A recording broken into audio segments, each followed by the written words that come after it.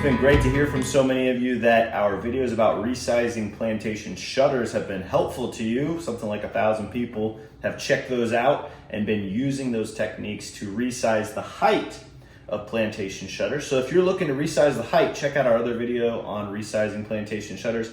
That will help you with resizing them height-wise. But we've also had some questions lately about how do you resize the width. So to give you a little background, we bought an entire trailer load of shutters, something like 30, 40, 50 shutters on there, and resized them all from a house that was a new modern mansion, big, tall, skinny windows, to a 50s house that we were doing some remodeling on. And so those are short and wide windows. So how do you make the adjustments? Nicole from Tampa asked us, how do we adjust the widths to fit the window sets and the openings that we are working on? So in this case, I'm going to show you a couple of examples, one here and then one more as well, for different ways that you can adjust the widths as you work on plantation shutters. In this case, this window has 3 plantation shutters in it. These were all individual plantation shutters in the old house. So in the house that they were in, these were individuals with their own frames. So how do I put them together to make it so that it fits nicely?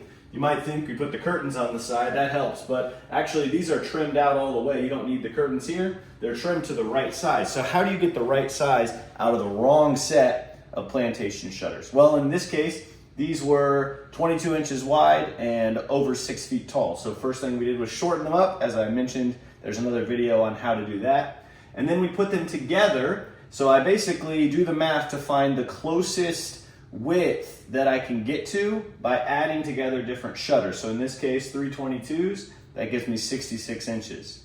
This opening though is 72 inches. So I have to get from 66 to 72.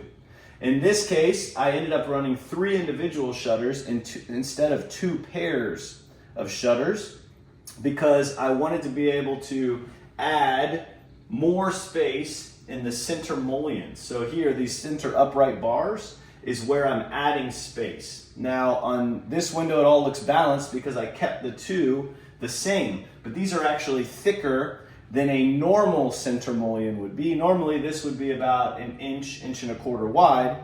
In this case, these are over 2 inches wide, about almost 2.5 inches. So I'm adding space to the set by making these wider. So how do you make them wider like that? Well, what I did is I took the original frame that was around each one of these windows. They were all individuals before. And then I split the frame right down the middle of that side bar. So it used to have a kind of a side trim on there. I cut the side bar off on my table saw, and there's actually 2 of these pieces put together. So I take the frame, the right-hand side frame of this window, and the left-hand side frame of this window. I split each one of those down the middle with my table saw, and then I put them together and screw them together, and I end up with a wider center mullion to add more space to this set. So it might be kind of hard to see, but there's actually a very thin line right down the middle of this, which then ends up getting filled and painted later and nobody can see it, but that's how you end up with this wider center bar. I did that on both of them, and so by doing that, I make it the appropriate width. So I added a couple of inches by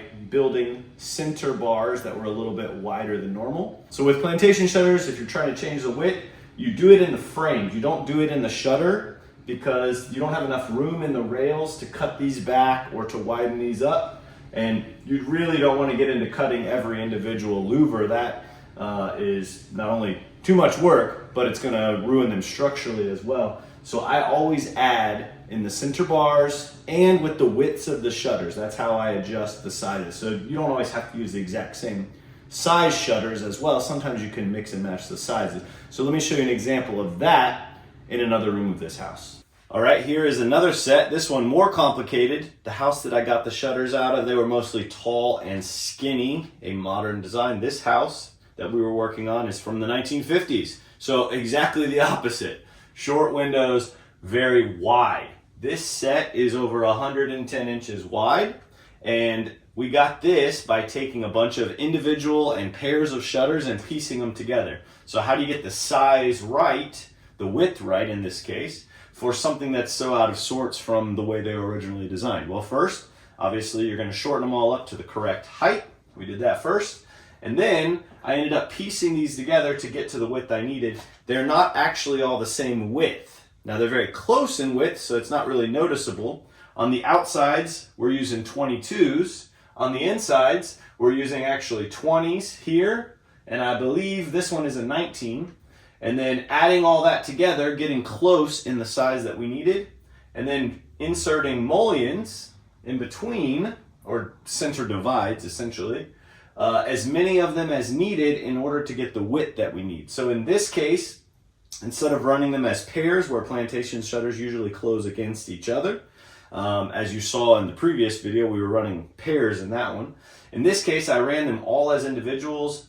I didn't run any of them to close against each other as pairs, and I added a center bar in between every one, and that way I can get more width out of the set. So I added basically an 1.25 inches, 1.25 inches, 1.25 inches, 1.25 inches. So I was able to add about 5 inches of width without making it look real weird, without adding 5 inches on the sides or 5 inches in the middle. The big thing is you got to be creative, and you're trying to keep the width balanced and the look balanced as you go. So in this case, getting that custom width, I used a couple different sizes of shutters, and I also used that center mullion as a way to add space to get to the proper width. And then on the outside, of course, the trim covers a couple inches there. So the trim is covering about a 1/2 inch gap on each side as well, and ends up looking really, really nice, matching the one that you saw in our first video, which was those pairs that we had resized for height. So that's a couple different ways that I adjust the width of plantation shutters. As long as it's somewhere in the ballpark, if you are creative, you can get them to the right width by being creative with the center pieces, by the way that you run pairs, and then also with the outer trims as well. So I hope that's helpful. If you want to see how to resize the height, check out our other video. And thank you, Nicole from Tampa, for your question. Thank you for all of you who have watched our videos on resizing plantation shutters from all over the world. We've heard from people in Australia, in Arizona, in Tampa, all over the place. And so I'm glad this has been helpful to you. If you've enjoyed this video, like our video. That helps it to spread to other people. And subscribe to the channel. We'll keep showing you great how-tos. Thanks for watching.